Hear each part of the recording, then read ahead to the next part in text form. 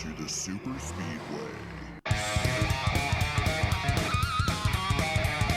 Welcome to episode 235 of the Super Speedway podcast, recorded Tuesday, May 10th, 2022. I'm your host, Eric Young, and I am joined, as always, by my co-host, James Cush. For some reason, James, I almost said 2021. A little bit of a flashback. We don't want to go back. No, we do not. I mean, going forward doesn't look so great, but I definitely don't want to go back. No. So let's not do that. No. So we're coming off throwback weekend at Darlington. Before we get into talking about the race, James, we complained last week about the number placement on the cars and ruining throwback weekend, but I'll tell you what, it was still damn awesome to see these throwback cars. And the number thing, it didn't bother me a whole lot. It was annoying, but it didn't bother me as much as I thought it would, and I still really appreciated some of these throwback cars. There were some good-looking cars this weekend. Yeah, there was. I mean, not too bad. None of them crack my favorites ever. But yes. I really liked the Ty Dillon Lee Petty throwback. I was a pretty big fan of that one. Well, that 42 car looks good all the time. It does. Right it really now. does. Yeah. I just like the font. The 42 and the Petty font is just perfect. The way it should be. Yep. It's the way it should be. Yep. Should Yep. never left. I agree. Joey's car looked pretty good too. Yeah, looked good up front. Yeah, William Byron got a good look at it. Well, his tailpipe did. Yeah. Did they have a rear bumper camera on Byron's car? Because if they did, I haven't seen that video footage, but if they did, it got knocked off. I'll tell you that. Well, let's talk about it, James. Joey Logano gets the win with there's been a lot of debate over whether it was a bump and run, whether it was a blatant wreck, dump and run, whatever you want to call it. Does it going into turn 3, coming to the white flag, takes Byron out, essentially, goes on to win the race. Blamed Byron for racing him too hard off the restart. I'm pretty sure I know where you're going to go on this one. I think I know your thoughts on it. So give it to me. What do you think? Is Joey in the wrong, or is Willie in the wrong? Joey is using hard racing for his discretion at this point. Yeah. I don't like the excuse. I don't know. I don't like that he's trying to cover it up by saying Byron raced him too hard. If he just came out and said, "Hey, I need the win," and I had a chance to win, would you be more okay with the move? I don't know. I really hated that move. Yeah. I was settling in because that was going to be a really good finish. It was going to be a good race. I was like, man, he's closing. Here we go. It's on, and it's over. Yeah, it's over. It was pretty anticlimactic. That's pretty much how it went in my house, because we had people over for Mother's Day, and I was like, hey guys, the race is getting good. I'm gonna finish this off, and all of a sudden, a few of us gathered around. And non-NASCAR fans are in the group, and I'm like, "You guys, this is gonna be a great finish. He's gaining, and then it was over." And I'm like, "Oh man, that was so anticlimactic." But Eric, we've talked about it how many times, man. I don't know if we can keep bringing it up, but these drivers, the code has changed, and they just need the wins now. They don't care how they get them. It doesn't seem like, and I don't know. I feel like Joey could have raced him for it, but these wins are too valuable to give up a chance. So if you were in Joey Logano's shoes and have run the way Joey Logano's run this year, and you see it staring you in the face, man, you got to take it. Yeah, that might be his only one. You don't get them very often. So, I understand the aggression and why the drivers are doing it. I just would rather see a good race for the win. But again, I'm not driving Joey's car, so yeah, I don't know. It's just, we've had this a couple of times this year now, Eric, where it's been last lap dump and run, and that really was a dump and run. I don't put this in the same category as like Ross Chastain at COTA though, because Chastain did get roughed up, and we were coming to the last two turns on the track. This was before the white flag. I mean, this was Denny Hamlin, Chase Elliott at Martinsville several years ago. This was a dump. This is the type of move I think you pull after you try it for a lap. You try to pass him for a lap. Yeah, and he just there was no time left. He was gonna have to make the move, and unfortunately Byron had to limp around for on 2 flat tires for a 13th place finish. And I don't know what, if he doesn't do that move, are we talking about a 3-time winner in Byron, or was Joey fast enough to just get him cleanly? I think Byron had worn his tires out, and I think Joey was going to win this thing no matter what. Yeah, and I don't know. I just don't think he needed to ruin. But I'm never gonna like this. I don't know what the spin ever would be that I'm gonna be like, yeah, get him. I'm like, I don't know. Because I don't think Byron did anything wrong. I think that's probably where it starts with me. Byron, I mean, he raced him hard, but he raced him clean. There was nothing. I mean, he didn't turn right into him and put him in the fence or anything like that. Joey fenced him. You know, shoved him in the corner and fenced him. My take on it is a dirty move. I mean, you can't deny it was a dirty move. Joey wasn't justified in making it. In my opinion, he tried like heck. He tried. But that being said, I freaking love the drama, man. I'll take the drama. I think, first of all, I was really rooting for Byron to get turned off the wall quicker because he was trying to hook Joey. Yeah. And Tyler Reddick was waiting right there for his first win. I know. He was waiting to back into one. As we've said a few times this season.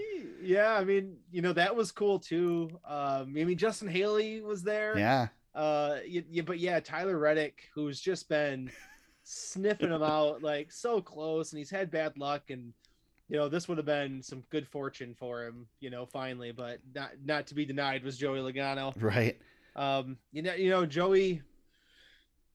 Joey's just never, you've always said, Eric, and you've always said like you like Joey Logano, and sometimes you can't understand why fans don't like him. I recall you saying this. Yeah, I get it this weekend. Yeah, I do. And everybody's like, oh, that's why Matt Kenseth stuffed him in the fence at Martinsville. But even William Byron, and I find it hard to believe that somebody young in their career, like how many champions get called a moron, by by somebody in William Byron's shoes. Byron seems like he's the guy this year. He might be the championship favorite. And that's what I was going to say, James. Like, this to me is a turning point. This is a very important point in William Byron's career. Yeah, because he's right on the cusp now. Well, and it's not only that, but this is a point of, are you going to get pushed around, or are you going to stand up for yourself? And I don't think he will. I think he'll use. This is good to have in your back pocket because he can use this. Yeah. This is fire. This is fire for the flame that he's going to need. I mean, do you think Byron's aggressive enough to make a move on Logano if he needs to? I don't think he'd hesitate at this point. I don't think so either. Because I don't think, honestly, Eric, I think all the guys in that garage at this point, this is it. Like, this is what we've got. These guys are going to race this way. Yeah. And I think there may not be a mutual understanding with everybody in the garage. But there's definitely an understanding on the driver's end that they got to get these wins. There's an understanding with the guys that are running up front. That's for sure. Oh yeah. So I mean, in your mind, does Byron owe him one right now? Oh yeah, I think so. Me too. Yeah, Joey doesn't think he does, but I think Byron owes one. I think Joey's got one coming, and it ain't gonna be next week. It's not gonna be in a couple of weeks. It's gonna be when it means something. Yeah, and I just hopefully for William Byron, he doesn't get into he's got to be careful because there's a handful of guys you can say are championship contenders right now. I'm not sure what that list is, but he's on it.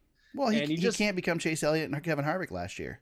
Exactly. You can't get caught up in BS when we're trying to win a championship. And luckily for him, he's got two guys on his team who literally just did this. They just went and won a championship. So maybe there's some advice that can be had there. He's got Jeff Gordon in his corner. Right. So yeah, he's got great resources on how to handle these things moving forward. And Jeff's got a great example if you look back to Jeff was Clint the Boyer and and Jeff was the master of the bump and run too. Yeah. God, how many times did he do that to Rusty Wallace at Bristol? Matt Kenseth.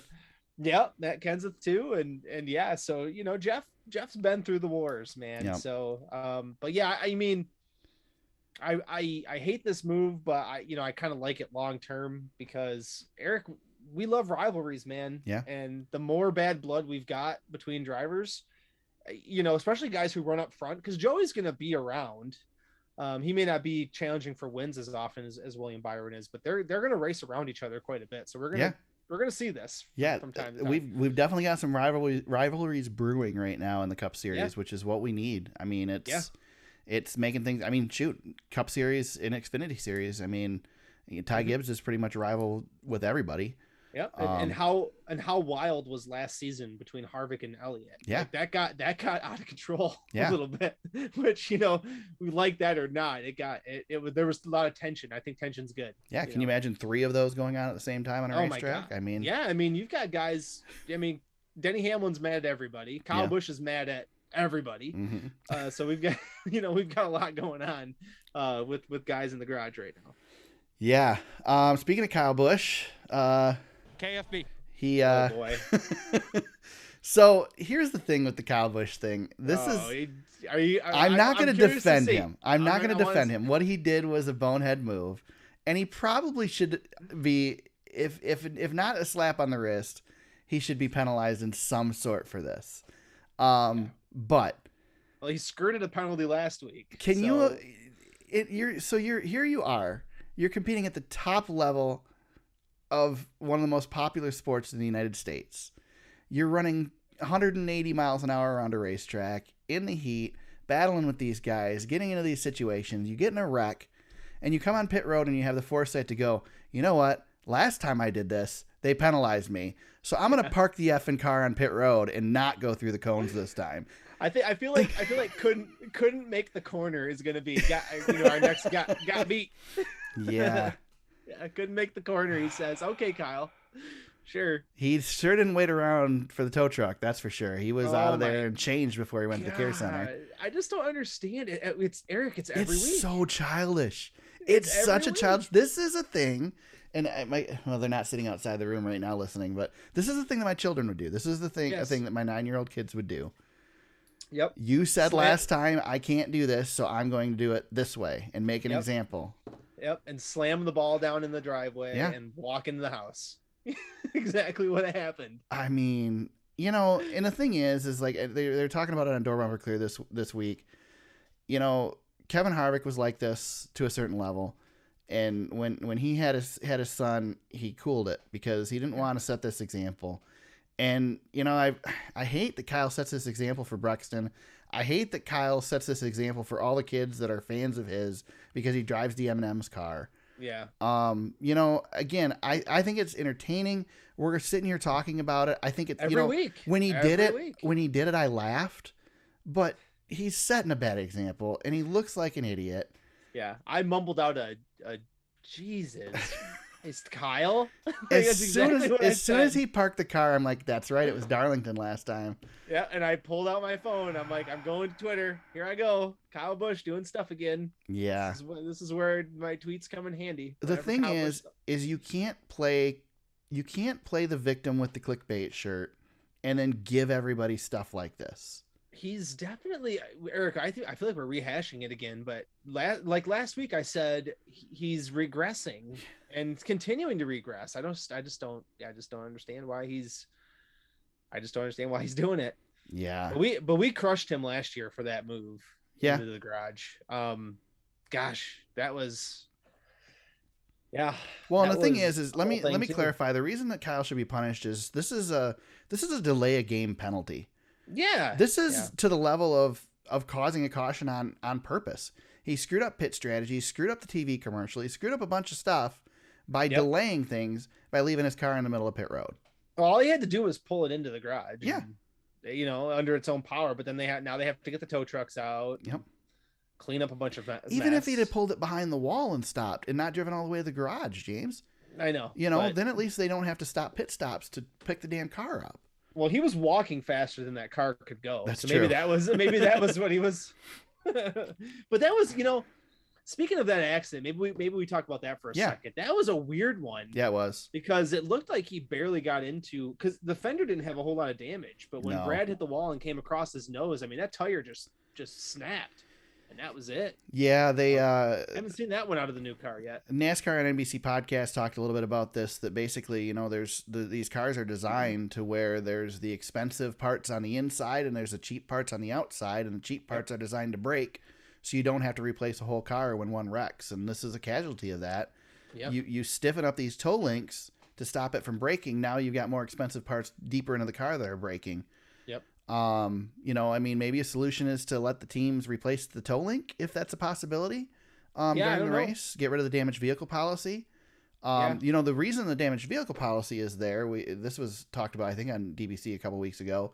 It wasn't so much because of, sheet metal coming off the cars or the danger of the cars or whatever. It was that people would get in a little scuffle and they'd come onto pit road and they would fix the car better than it was before they were in the race, and they'd go out and win with it because they could do things that they could get away with because the car was damaged. Yep. So it's a little tougher to do with this car. So maybe we get rid of the the damaged vehicle policy. I don't know. I don't know what the solution is here, but, or you know what, James, in F1, you clip something and break a wheel, you're done. Yeah. I mean, that's it. Maybe, that's where we're at. Maybe 23 cars finishing the race or whatever is not bad. Yeah. I mean, I'm okay with it. I was bummed. We wanted attrition. Yeah. I mean, we've got it. Yeah. Yeah. 23 cars finished this race at Darlington, but there was, obviously there was a big one too. Yeah. We haven't seen that at Darlington in a while. I can't remember the last time we had a wreck that big. It helps when you put a ramp on the track. Well, yeah. I mean, anytime you put a ramp on a NASCAR track, it's going to help. Or a loop-de-loop, right? Yeah, loop-de-loop. Yeah. I mean, we've got the ramp at Atlanta. We've got it here at Darlington, too. So Michigan had a ramp for a while. Yeah. Remember when they first put the pedestrian tunnel under there before they repaved? And it was a huge dip. Yeah, Michigan had a ramp. Kentucky used to have a ramp on the front stretch, too, where the tunnel was. Yep. So, yeah. Charlotte used to have them going into turn 3. There were some good whoop-de-doos there. But yeah, I don't know. Like I said, I think I'm kind of okay with them breaking every now and then, but yeah, I mean, at the same time, we want them to be tough and we want them to be able to slam into each other and hit the wall and still continue on. And this isn't doing it. So I don't know. I mean, I'm willing to bet that people tires. are working on this, Oh, for sure. Yeah. Next year, the next gen car is going to have some differences in it. Yeah. But we're not cutting tires down. We can race hard. But Brad had an accident and Kyle Busch was in it. Yep. It's just the way it is. So, you deal with what you got, and that's the last person Kyle Busch wants to be involved in anything with. Right. It wasn't Brad's fault. Brad's no, it's car somebody's broke. fault. If it was anybody's fault, it was the 9 car that wrecked him earlier in the race. Jesus. Yeah. He had a rough weekend. Yeah. Yeah. So, Denny Hamlin has trouble in this one as well. Part of that big wreck. And he had a pit road issue too, didn't he? Yeah, he had a bunch of stuff going on. Yeah. His crew chief said the most dangerous. What did he say? They're the most dangerous 20th place team in points in the history of the sport. Sure. He must be taking advice from Rick Ware Racing on how to pump up his driver. It's something else, man. It is every week. It's every week right now. How did you enjoy that JGR/2311 wreck? Took out the entire fleet of 2311 cars. Truex. Well, I had some fantasy guys in that wreck. I was not happy about it at that moment. But yeah, we had both of those 2311 cars again wrecked with each other. Truex was in it. Custer was in it, and then a little bit earlier in the day, Chastain wrecked. So we had.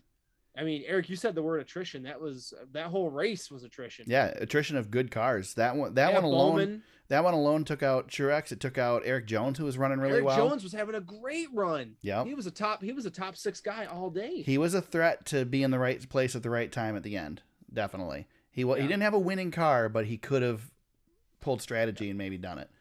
Eric, would you like me to list off a couple of drivers that have more top 10s than Denny Hamlin this season? Sure. It's a fun list. Are you ready? Go for it. Rookie Austin Cindric, his Indianapolis rival Chase Briscoe, Chris Buescher, Ricky Stenhouse, Eric Almirola, Daniel Suarez, Michael McDowell has 4 top 10s to Denny Hamlin's 1. That might be the end of the fun ones, but yeah, Michael McDowell's on there. I don't disagree though that if all Denny's got to do, he's got the win already. He's in the playoffs. All he got to do is figure it out. He's got to stay above the 30-point cut line. That's true. But I mean, honestly, that the way this is anymore, once you got that win, you just need to get hot at the right time. Yep. And so I sure as heck wouldn't count Denny out. Brad Keselowski had a 100. What was it? A 100-point penalty, right? Yep. He is. Let me see. He is 9 spots behind Hamlin in points and less than 100 behind him with a 100-point penalty. That's crazy. How far back? I mean, it's just unbelievable. I know. Yeah, they're just completely snake bit. I don't know how you shake it, honestly, at this point. But I mean, heck, David Reagan's got a top 10, and he's only had 3 starts. Did you caught the NASCAR forgetting that Austin Cindric was part of Team Penske this week, right? NASCAR Social. Oh, I said that. Yeah, I said that to you guys. That was one of my favorites. Yeah, that was a good one. In case you missed it, NASCAR Social tweeted out that Team Penske finally got in victory lane with Joey Logano's win this weekend. Oops. Tweet was deleted, by the way. Yeah, I'm sure it was. Yeah, right away too, because Bubba Wallace called it out right away. But we have so once again we have Ryan Blaney, Team Penske, probably the best of the bunch, and he's yet to win.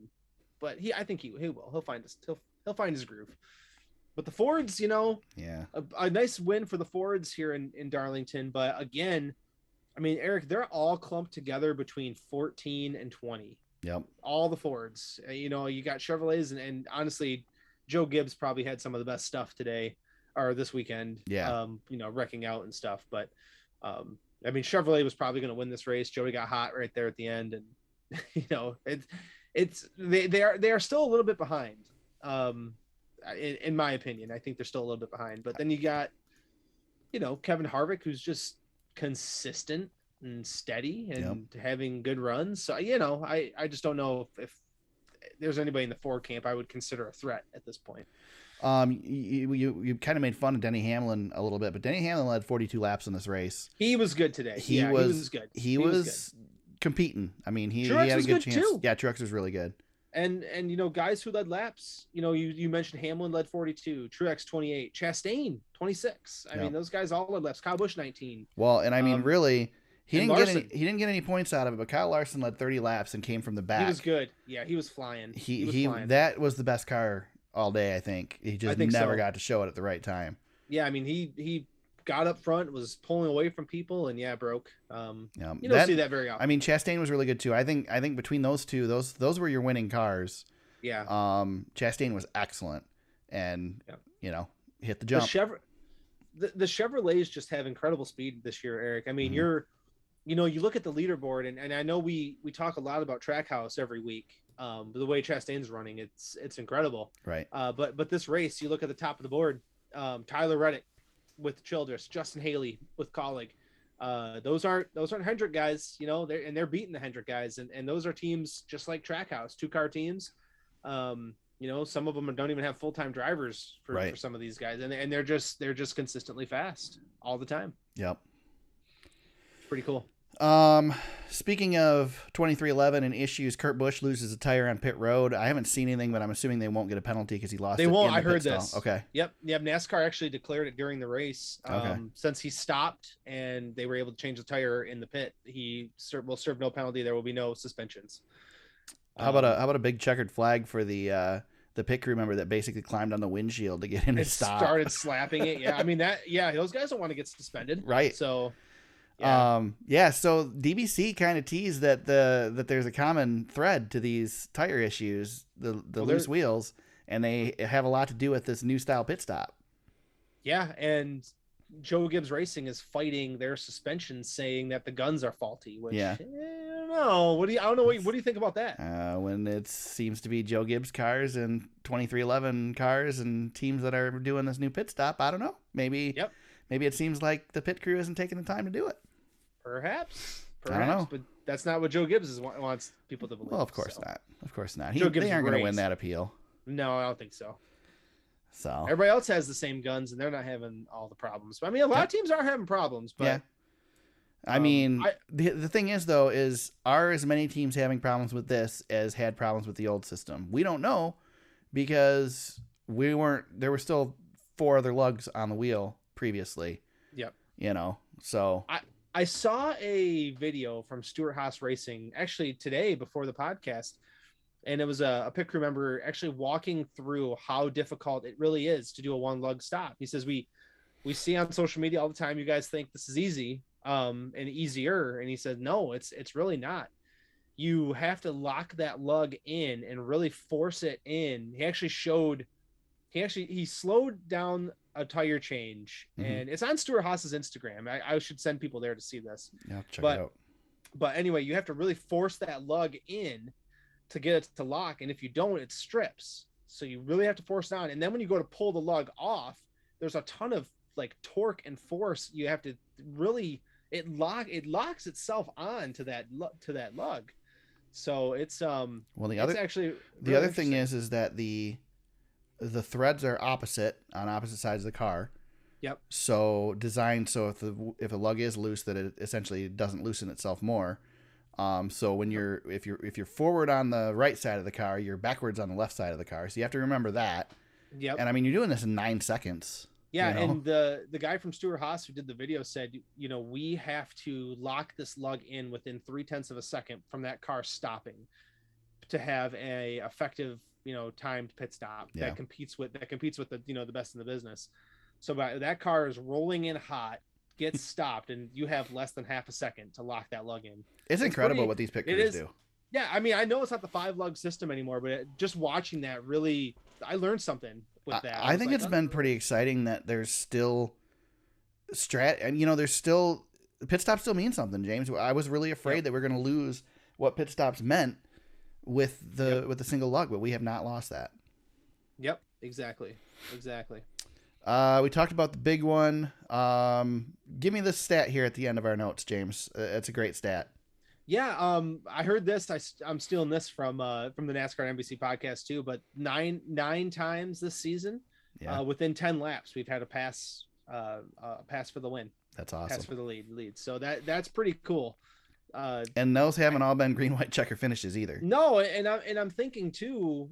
I'd love to know how frequent that was in the past. If this is like an uptick, I don't know that off the top of my head. But I mean, we know you can pass with this car.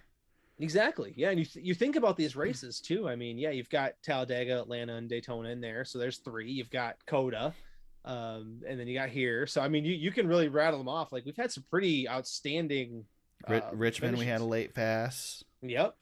So yeah, you can really rattle them off when you really start thinking about how these races have been going, and just the next gen car really. I mean, Bristol, last corner. Yeah. So yeah, pretty cool. Yeah, we've had a couple of snoozers, but I think overall, even with those, it's disappointing that the snoozers we've had have been one of them was one of our favorite tracks. Our short tracks, but these the mile and a half are making up for it. Yeah, I'm excited about going to Kansas this weekend for the first time in years.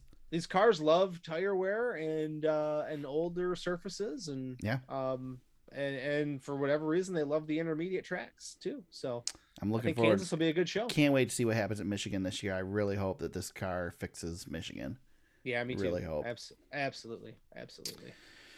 You mentioned Justin Haley, 3rd place finish. Awesome finish for him on the day. Kevin Harvick sneaks into a top 5, finishing 4th. Yeoman's work all day, that team. Yep. Man, they're just impressive. Even when they're not winning, they just continue to dig. Yep. Michael McDowell finishes 7th. Ricky Stenhouse Jr. Was there all day, finishes 8th. Good. Yep. Austin Dillon 9th. Daniel Suarez 10th. Trying to see anybody else. William Byron, you mentioned, fell to 13th after his contact. 27th and 28th for the 2311 boys. Certainly not indicative of how they ran, because they did run much better today than what they've run previously. Ross Chastain drops to 30th with his wreck. Yep. Had a good day points wise though. Another solid run. Won a stage, I think. Yeah. So Kyle Larson dead last on the field, 36th. Yeah, he's got more. I think he's got more DNFs this year than he had all of last year, if I'm not mistaken. Another stat I had heard. One single point out of the weekend. Yep, and it was enough. We'll get to it later. Yeah, that one stupid point. 28th victory in 483 Cup Series races for Joey Logano. First victory in 2022, unless you want to count the Busch Clash at the Coliseum. Let's see, Tyler Reddick posted his 2nd top 10 finish in 6 races at Darlington Raceway. It's his 5th top 10 finish in 2022. Harrison Burton was our highest finishing rookie in this one in 14th. Right on. Good looking car he had. Justin Haley posted his first top 10 finish in 3 races at Darlington. Right on. There you go. NASCAR Xfinity Series and Truck Series were in action this weekend as well. The Xfinity Series had the Mahindra Roxor 200. Justin Allgaier outduels the teammate and gets himself another JRM win. Allgaier wins. Noah Gragson finishes second. Before as we head into the Xfinity race was decent, but that Cup race, arguably one of the better ones we've seen at Darlington in a long time. Yeah. I mean, Yeah. Darlington's not a bad Darlington. track. It's always Darlington's good. Yeah. But this was a really good race throughout, I thought. Well, it was a good weekend overall. It honestly. was. It really was. Absolutely. So anyway, Xfinity race, again, the JRM cars just continue to be. Justin Allgaier got beat last week by Josh Berry, and then beats his other teammate Noah Gragson this week. Yep. I mean, what else can you say? It's the JRM series right now with a little Ty Gibbs sprinkled in. No, Noah Gragson, 1-2 stages really was pretty much his day. Late race restarts kind of got the best of him, but still a really good day. Yeah. Riley Herbst, man, 3rd place. Yeah, great for him. Yep. John Hunter Nemechek got a 4th place finish, James. Yep. Landon Castle, 6th place. That team continues to struggle. Colleague is struggling this season. Chris Rice had some things to say about where they're at right now. Landon Castle, I'm sure, thrilled with the 6th place finish, but just not where Colleagues expect off. to be. Yeah, just a little off. And AJ Allmendinger is leading the points, but they're not. They're not where they expect to be after the last couple seasons. Yes, when you're colleague in the Xfinity Series, you've got higher expectations than where you're at this current stretch. So, Ryan Sieg got an 11th place finish, good for him. Kyle Weatherman 12th place. Brett Moffitt 13th. Not a lot of attrition in this race. No. But Eric, I'm gonna set you up here. Yeah. Get it ready. Last place finisher this week was Sheldon Creed.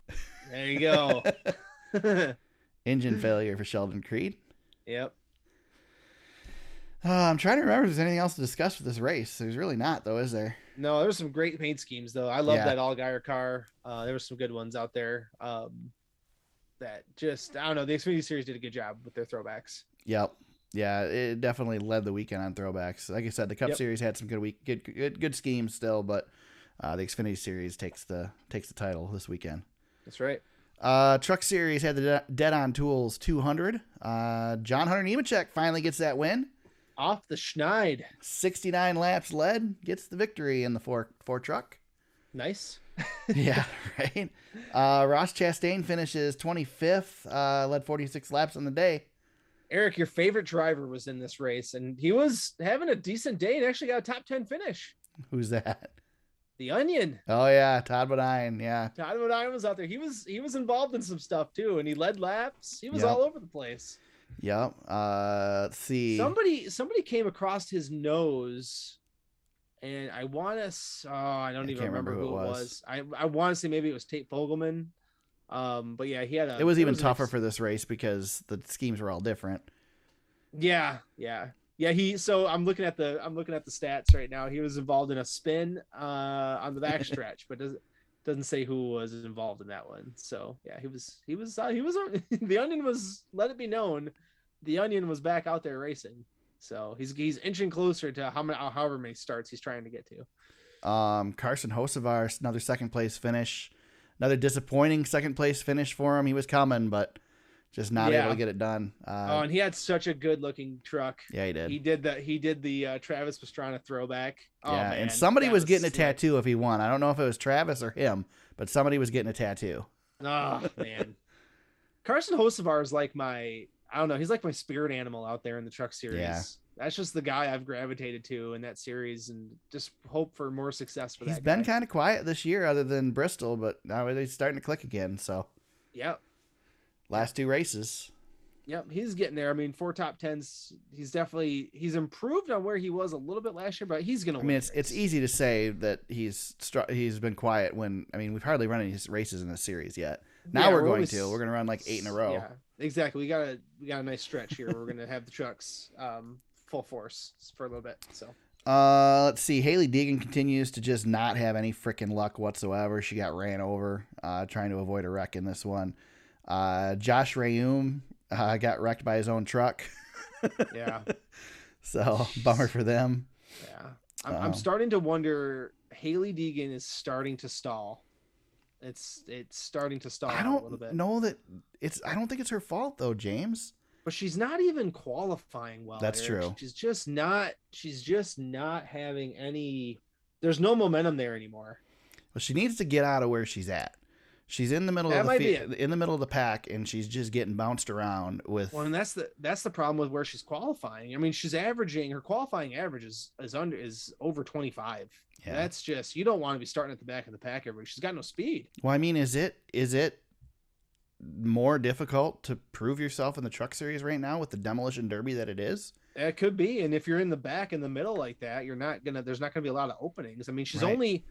Every time she has finished a race, she's been on the lead lap, and that's great. That's good. However, when you're hitting under 50%, right, for finishes, you can't. That's just not. It's just not a good mix of where you want to be. I mean, you look at her stat sheet; it's crash, tire crash. When she does finish, I mean, she's outside the top. I mean, she's hovering around top 15. But at the same time, she finished 28th. You look around her, Ross Chastain's 25th, Ben Rhodes 24th, Spencer Boyd 23rd, Corey Heim 22nd, Chandler Smith 20th. That gives you the story of the race right there. Yeah, exactly. So even your guys that are competing are finishing in that spot because this race was a wreck fest. Yeah, exactly. Which every Truck Series race is anymore. And I think we need to just keep an eye on where this goes right now, because I think Haley's going to be an important. She has the ability to be very important for the sport moving forward. I'd hate to see her stall out in the Truck Series and not. It's the Ricky Carmichael thing, right? Mm-hmm. It's the Travis Pastrana thing. They got to a certain point and then they just stalled out, and I just don't want that for Haley. I'd like to see Haley. I'd like to see Haley slowly have progress. Well, if you listen to the Dale Jr. download this past week with Ricky Carmichael, that was a great. Learned some stuff. How close he was to it, probably maybe not really bettering his career, because the car he was going to end up in didn't end up being that great anyway. Yeah. But I don't know, man. The Bushes really screwed over Ricky Carmichael. If you didn't listen, and I'd check out the Dale Jr. download with Ricky Carmichael to get the whole story. Man, when I saw that Ricky was going to be on that show, that was such a great episode. I immediately was like, "This is Eric. This is right up your alley, dude." Man. I learned stuff about Supercross. I learned so much about Ricky's career, and I've hung out with the guy, and I learned stuff about his career from this thing. It was awesome. Yep, very cool. So, anything else with the truck race worth mentioning? I mean, like I said, it's basically your Demolition Derby every week. Yep. There is one thing I wanted to bring up. This was the line of demarcation. Eric, let's get these guys off the front stretch for the interviews, please. Yeah, no kidding, please, right? Thank you. Somebody threw a loaded beer can at John Hunter Nemechek, and that's it. John Hunter Nemechek and Jamie Little, they both about got hit by it. Yeah. Can we just go back to victory lane, please? I don't know. I know the TV networks want to get out of there, but come on. Yeah. Take the extra 5 minutes.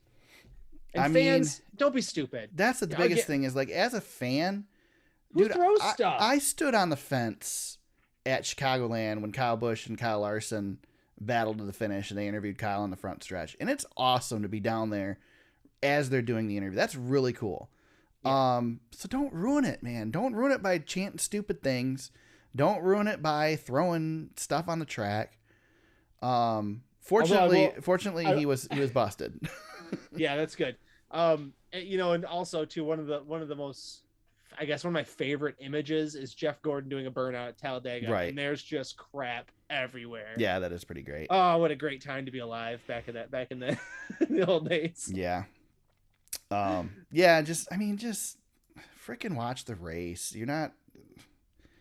Anyway, what's the point of throwing something at somebody that point? What are you gonna do? What are you proving? And you're just gonna go to jail? Yeah. I don't know. It's dumb. It's stupid. Let's see. John Hunter Nemechek, it's his 12th victory in 131 Camping World Truck Series races.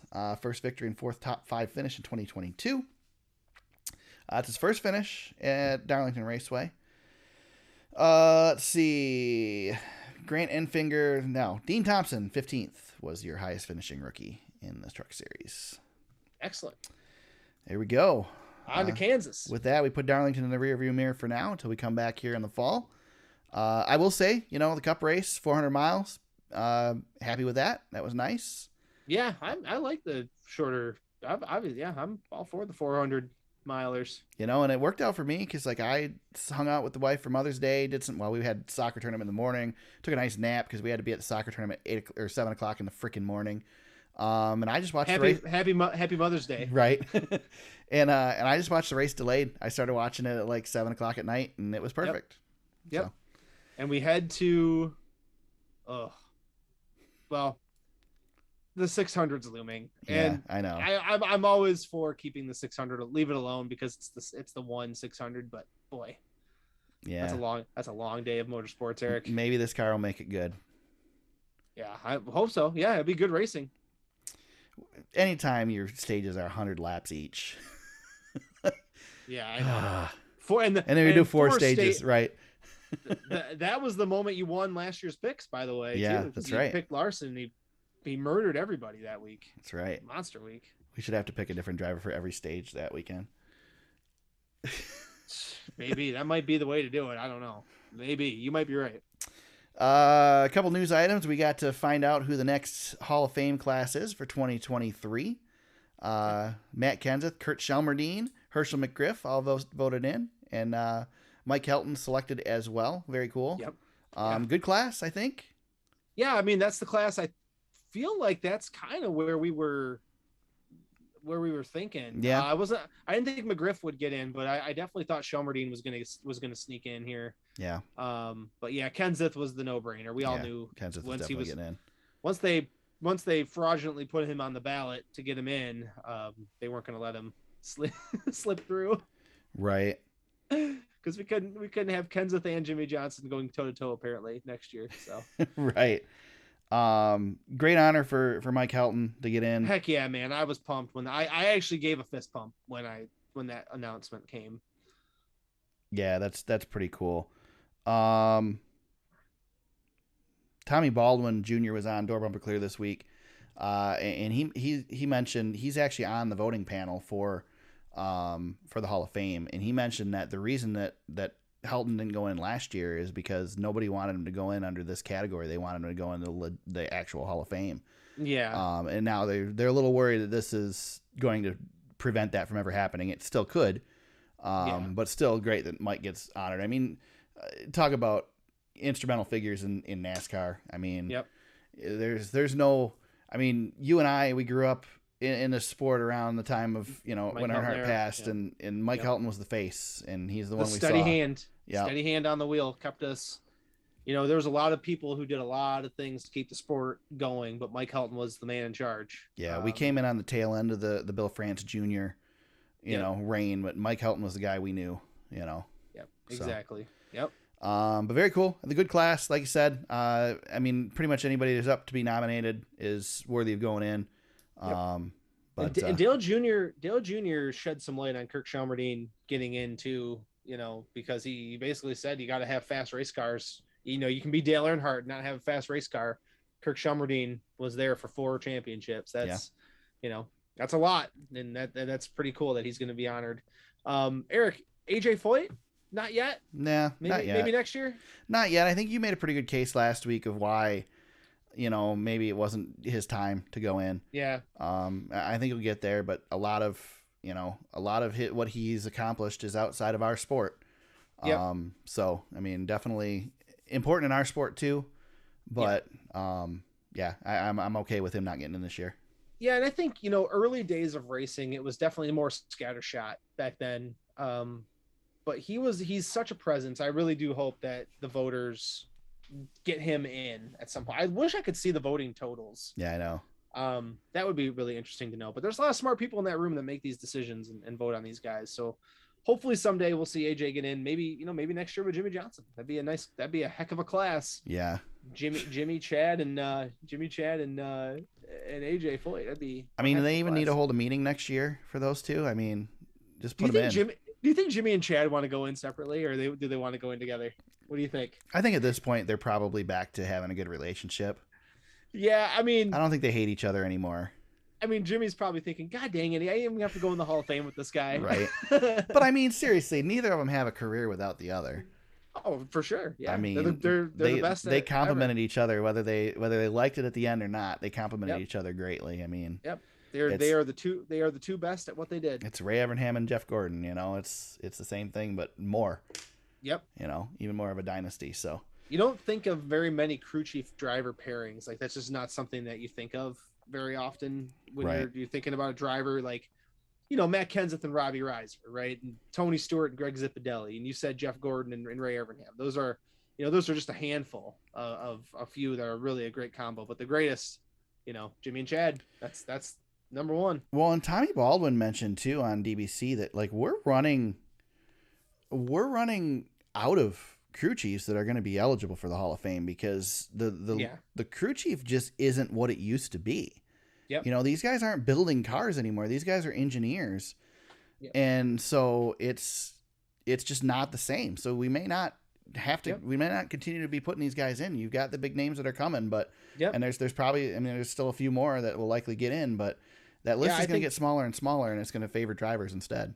Yeah. Even like somebody who's as great as Paul Wolf, you know, he's only has one. Greg Zipadelli's got two, you know, that's one to keep an eye on. Maybe, but a long time from now, not in the immediate future. That's for sure. Yep. Breaking news, James, before we go to the next one, our third item on the news list, we do not have to cover. There we go. Trevor Bayne was on standby for Kyle Busch in case because they're on baby watch, but Kyle Busch has announced on Twitter that baby Busch has been born. So Trevor Bayne stays on the sidelines. Yep. Yeah. Why? I put in the notes as of taping, so we hit it just right, just in time. I pulled it up as we were going, and shout out to Austin Dillon who got to sound the siren at the Hurricanes game tonight. So that's cool. Nice. Let's see. Chase Elliott has signed on to race in the SRX series again this year, final race of the season, right? Yep. Yes. Yep. So and I think Bill will probably run that race too. I'm assuming, right? So, right. It's what cool. do you think of Bill in the booth? You know, we didn't talk about the guys in the booth. I thought Bill was actually pretty good. Bobby I thought was they all really did pretty good. Richard probably wasn't saying the things that Fox wanted him to say, but oh my god, he's kind of putting down the product a little bit, favoring the old style. But I mean, it's still nice to hear from him. Yeah, I mean, it was. You can't expect a lot out of the King. No. But you know, I was happy to hear him, and I love that they did that. They cycled through the three guys, and it was really cool. Even Bobby, who's been around. I mean, Bobby's staying kind of in the spotlight. So he's running like 30 races this year. Yeah. SRX series and stuff. So yeah, it's good to see those guys. It was awesome. Yeah, Bobby did a good job. I think Bill did a good job. He got caught some flack for picking Chase and the ones to watch, but I mean, come on, what? Come on. What's he gonna do? He's first of all, he's Chase's dad. He's a champion in our sport. He's he's a Hall of Famer. Yep. Bill can say whatever the hell Bill wants to say. No, he's Awesome Bill from Dawsonville. Exactly. Be happy he's in the booth. Be happy he's at the track. Yep. Yeah. Let him cheer for Chase. That's the thing. Like, this analyst role is not somebody on the payroll with, I'm sure they're probably getting something, but it's not somebody on the payroll with Fox that they need to be impartial. This is a fun thing that they're doing each race. Let him cheer for his kid, you know? Exactly. So let him be a homer. Any other news that I missed, James? I'm looking at the Twitters. I'm glad, the news finally broke in the positive direction for us for the first time ever with the announcement of Kyle Busch's daughter. Before we actually finish taping, because normally we're late as soon as the podcast ends. So nope. Yeah. Good job for the Bushes and the surrogate mother for congratulations, making it happen for us, right? That's what we care about. Well, yeah, but no, congratulations to them. It's been a long road for them. It's a journey. For sure. It's a journey for Samantha. Yeah, so. I mean, it's a cool deal for anybody. But definitely for those guys that it's taking a lot of work. And I mean, Kyle and Samantha have done some really great things for a lot of other people that haven't been unable to have a child. Their program is excellent. So it's easy to rag on Kyle for the shitty things he does. But at least Samantha makes him do some good things once in a while. Yep. For sure. She keeps him in line a little bit. Yeah. Let's see. Scrolling the Twitters, I don't see anything. Let's talk Kansas. We go to Kansas Speedway this weekend. Probably the most excited I've been for a 1.5 mile track in a long time. The Truck Series and the Cup Series in action this weekend. The Heart of America 200. For the Truck Series, the Cup Series has the Advent Health 400. Coming off of picks last week, James hinted at it earlier. He beat me by a whopping single point this week. Yeah. And that's what I get for bragging. Earlier that night, I picked John Hunter and I picked Justin Allgaier, and of course I opened my fat mouth and said, "Hey, I'm going for the perfect game." Yep, I was so freaking happy when Kyle Larson blew his motor, and then when Chastain wrecked, I'm like, "Damn it!"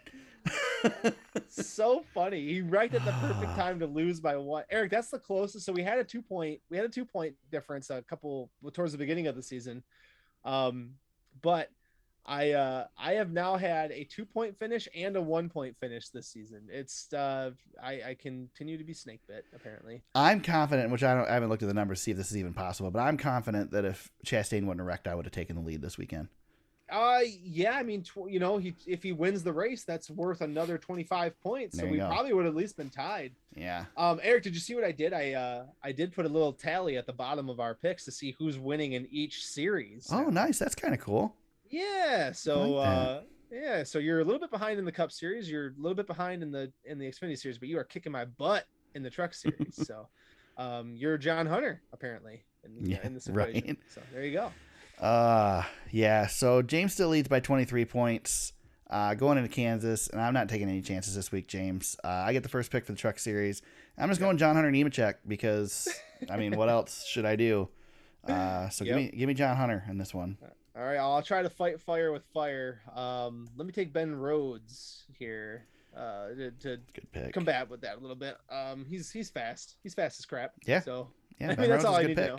Yep. Cup Series, despite the blown motor this weekend, I'm going Kyle Larson. I thought about not picking him because taking my team.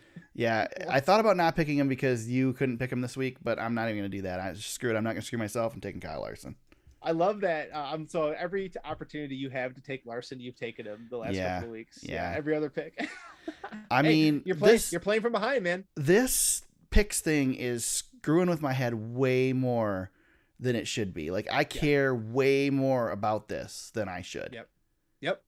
Just as like I care about, I hate strategy. I don't care until leading up to the weekend because then I care. Yep. Not strategy. Fantasy. Not strategy. Fantasy. Yeah. Well, that one I know. Yeah. Eric, I'm going to pick a guy that we have not picked. Either of us have picked this season, and it's just flat out stupid. William Byron. Neither of us have picked him? No. I'm looking at it right now. Neither of us have picked William Byron all season. What the heck is that? Dang. That's a good pick, too. I know. How the hell have we not picked William Byron? He's won twice. I know. And he should have won again. This just shows how much we suck at this. Oh, yeah, I know. I have not picked Ross Chastain this year. I picked him twice. Yeah, you've picked him twice. But yeah, I know. What the heck? I'm looking at the sheet and I'm like, wait a second. Yeah. I've picked Dale Earnhardt Jr. in this pick pool, but not William Byron. Right. Oh my God. So yeah, I'll fight fire with fire. Give me Byron. We're stupid. We're so terrible. My God. I'm telling you, it's just a mess. Everything is just a mess.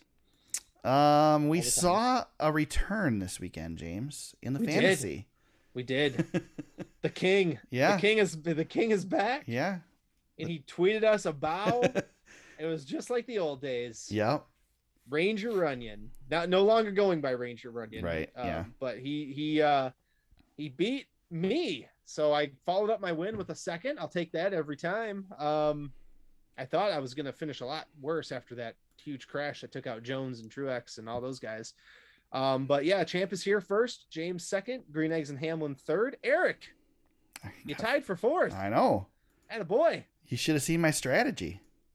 So my strategy was I didn't pick anybody who had fewer than 8 starts left for me. Oh, I take that back. I did pick Denny Hamlin, who had 6 starts left. Yeah. Well. But yeah, Eric Jones, Daniel Suarez, Denny Hamlin, Kevin Harvick, Christopher Bell were my picks. I benched Harvick, or I didn't even bench Harvick. I took him off my team late. Like I had him in my lineup all week, and I was like, I'm gonna take Harvick out of there. And boy, that came back to bite me. I just decided to throw stuff because picking guys I expected to win just didn't work. So Yep. I'm telling you, this fantasy league, it's still frustrating. So stupid. Overall standings, Fast to the Grass still out front, but it's a slim margin. It's a slim 11 points now over Green Eggs and Hamlin, and I'm lurking. I'm up to third, staying right there, staying solid, just staying within striking distance. That's where I'm at. Eric is ninth. Yeah, shut up. And Ranger jumped some spots. So we'll see. Okay, I got to keep an eye on him. I tweeted back at him. The GOAT is back. So we'll see. We'll see. He's dangerous, man. There's never a big enough lead. Right. Yeah. I could have 500 points on that guy going into the championship, and I'd still think he's gonna come and steal it from me. Yeah, he's proven himself too many times. He's the Jimmy Johnson of our league. He is. Just keeps on winning. Every time you count him out, he's back. Yep. James, you got any shout outs this week? Gosh, I thought I did. You go first. Let me think on it. Well, I kind of already gave mine, but shout out to the Dale Jr. Download and Ricky Carmichael being on there. That was a great episode. Like I said, learned some stuff that even I didn't know about Supercross and Carmichael's career in Supercross. I was one of the fans that hated on him when he switched to Honda. Yeah. Realized now that Honda didn't buy him. And it's so stupid because I was a Honda fan even at the time. Like, I don't know what the hell I was thinking, but we all turned on Ricky. And then I did watch a video this weekend about the 2002 Pontiac Supercross being one of the best Supercross races of all time. I was there for that one. Ricky got out to, I think he was second place and wrecked like 6 laps into the 20 lap main event. And went to the back and came back with bent handlebars and a visor in front of his face that was hanging off his helmet to finish second in that race. Yep. It was incredible, absolutely incredible. Yep. So always good to hear from the GOAT. He's on. Even learned stuff about him in the broadcast booth with Monster Energy Supercross. Made me take it a little easier on my critiques of him in the booth there. Yep. Like I said, all around good episode. Love the GOAT. Love having him around. Really wish he was still in NASCAR, but he gave it a good run. That's for sure. He did. Yeah, he got farther along than most guys. Legitimately wise. But yep. My shout out, Eric. Not really a single person or anything, but the Miami Grand Prix was a success. Yeah. And depends on who you talk to, but go ahead. Well, I've heard some criticism of this race. The goal was, and they lost money. I should say that. Yeah. But the goal was to basically make an American version of Monaco and make it a high profile event. And my God, the stars were out. And except a lot of those VIPs weren't happy with the food service and stuff, and say the sponsors they're not coming back next year. It does, but they got all the pictures, Eric. Yeah. There's Tom Brady hugging Michael Jordan. Oh, this is my favorite thing. Can it sustain itself like this, though? You're not going to be Monaco every year. No, but I think they set a base to be successful down the road. Yeah. And we laugh at the marina and all that stuff, but I was going to point out that NASCAR and Fox did it's a meme, man. It's the whole F1 is just its own meme. NASCAR and Fox did a nice overhead shot where Mike Joy told the story of the minnow pond at Darlington, and guess what, James? Yeah. That minnow pond is real. There is real water in that pond. Daytona, there's a pond in the track. There's a lake inside Daytona, and it's real. They didn't paint it. Yeah. But we don't have $200,000 yachts just sitting in a fake marina. Right. That is the dumbest thing. I'm sorry. It really is dumb. It really is so stupid. It really is dumb. They couldn't get water. And that they built a beach in a parking lot. I mean, I tell you what, it's funny. It really is funny, but man, F1 has they're on fire. It's just on fire, man. And they're on fire. But I'm going to use this, James. Go ahead. No, that's fine. To lead into my jackass corner, because I wanted to pull out some audio from last week, but I never got a chance to.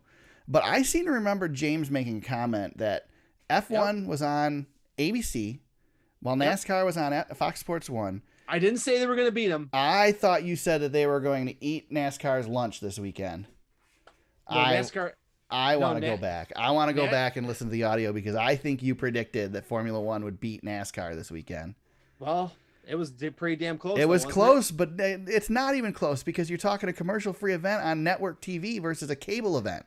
Yeah, but you're talking less than. I mean, Eric, F1 is up to over 2.5 million F1 viewers. should have smoked NASCAR on network.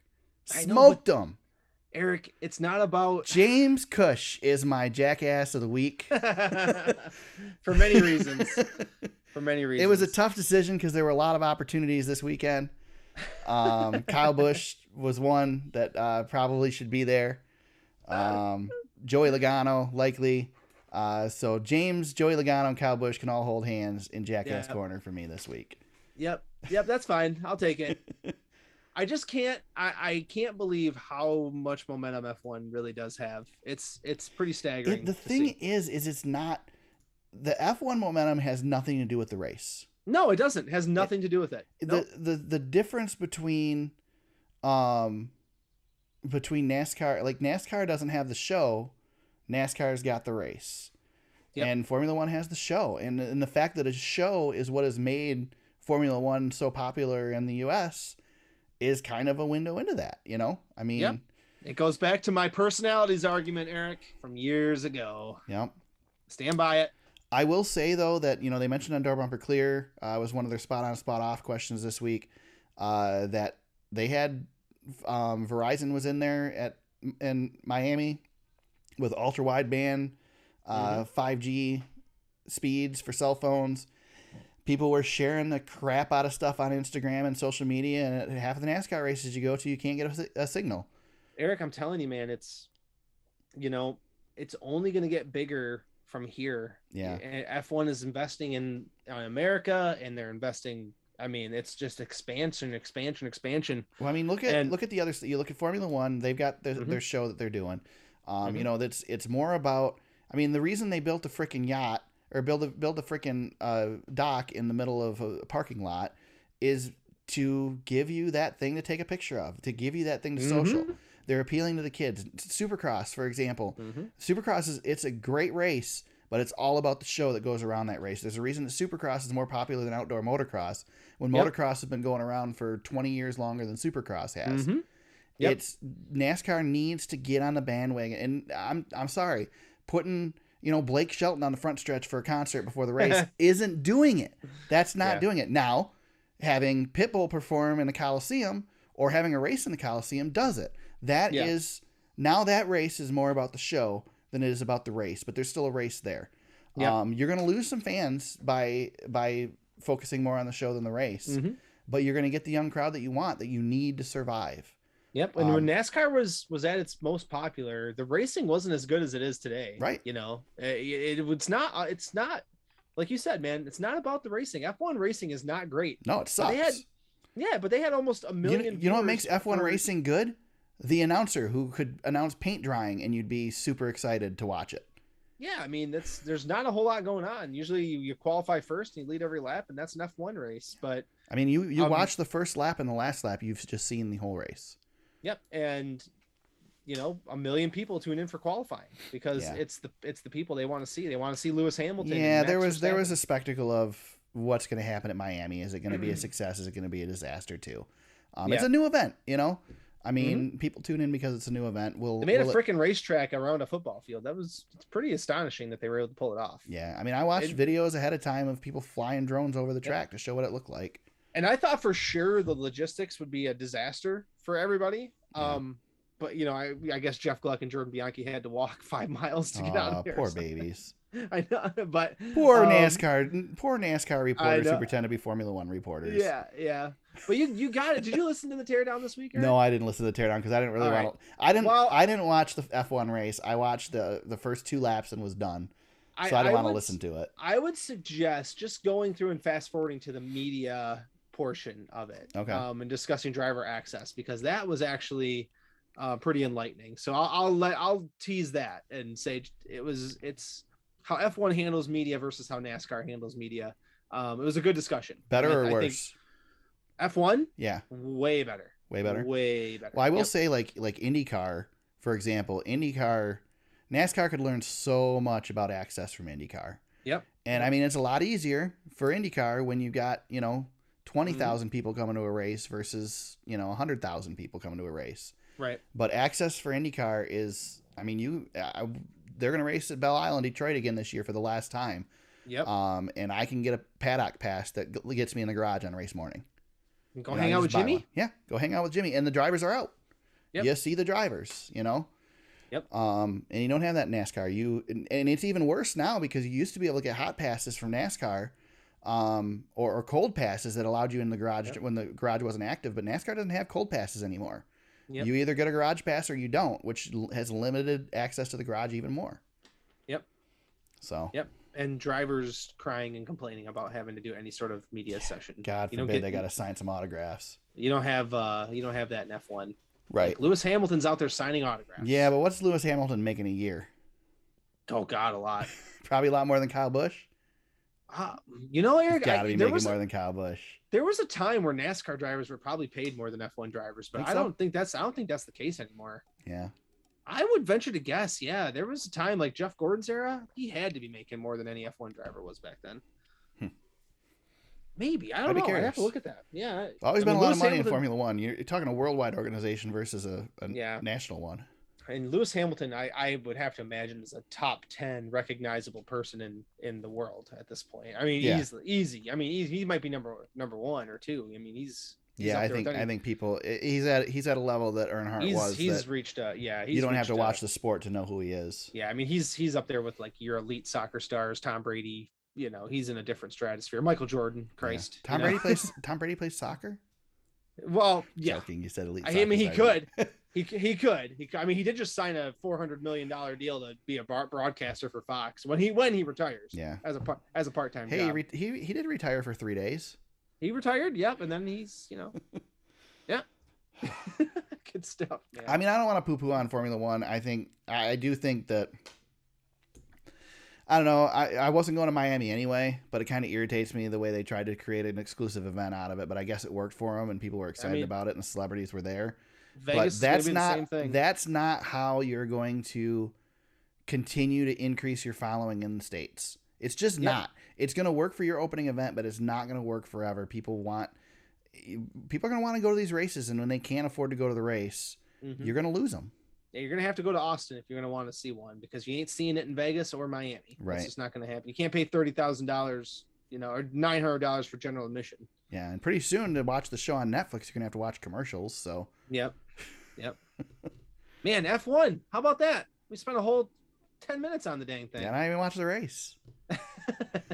I watched enough of it. I will say this might be the year that I pull the trigger on the F1 video game, though. It's getting to be time to upgrade. Oh, I've been playing it. You get it on Game Pass now for Xbox. It's fantastic. Is it the 2022 out? No, not on Game Pass. 2021's out right now. And see, I'm still on I think I'm on 18. Yeah, it's a lot of fun.